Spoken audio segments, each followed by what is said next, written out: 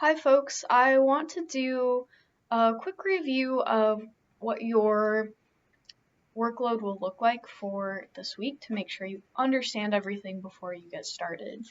So your main goal for this week is to get 50% finished with your non-representational painting, and this will be your final 18 by 24 size canvas.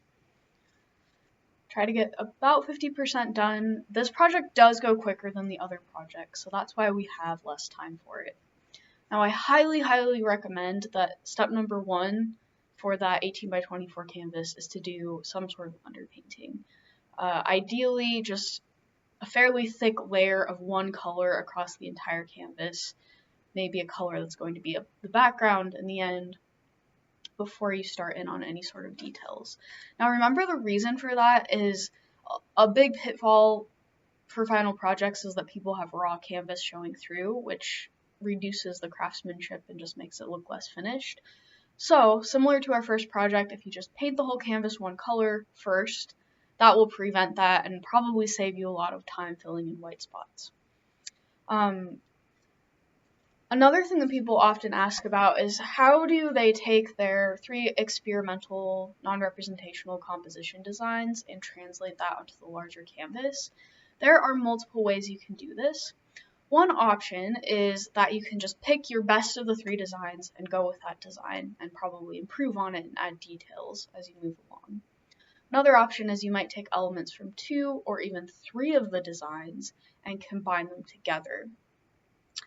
Third option is maybe you aren't satisfied with any of your designs and you want to do more experimenting before you start in on the larger canvas.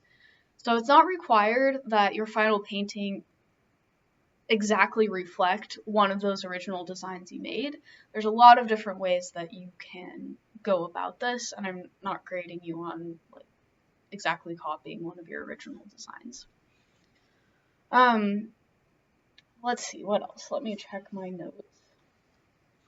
Another thing to note for this week is that your finished non-representational painting, one of the elements on the rubric is illusion of depth. And by illusion of depth, I mean illusion of distance or illusion of space in a two-dimensional artwork. There are a ton of different techniques you can use to create illusion of depth in both representational and non-representational art. Just be sure you view the first video for this week to know what all those different techniques are. And then I ask you in the comments for the progress photo to comment on what or which of those techniques you plan to use. And that is, I think, about 10% of your final grade for this project is how well you created that illusion of depth. The other 2 videos for this week are shorter, and they cover glazing, using glazing to adjust and mix colors, and they also cover different textured painting techniques. So, for example, sgraffito, dry brushing, painting with a palette knife, ways to create a wide range of texture. I'm not in particular grading you on whether you use glazing or different textural techniques in your non-representational painting, but in general, those techniques are super useful and necessary to know to expand your repertoire of painting skills and become a more accomplished painter in general. Okay, so those are my main tips for this week. Let me double check my notes one more time, make sure I didn't forget anything. Okay, I think I hit all the main points. After you've reviewed all the material thoroughly, feel free to email me if you are confused about anything, and good luck with your work this week.